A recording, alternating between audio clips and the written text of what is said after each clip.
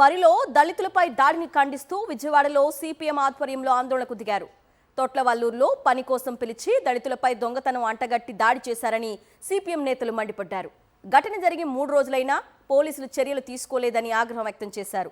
Court ఆదేశాలను బేఖాతరు చేయడమే కాకుండా దళితులపై అమానుషంగా దాడి చేసిన వారిపై వెంటనే చర్యలు తీసుకోవాలని డిమాండ్ చేశారు.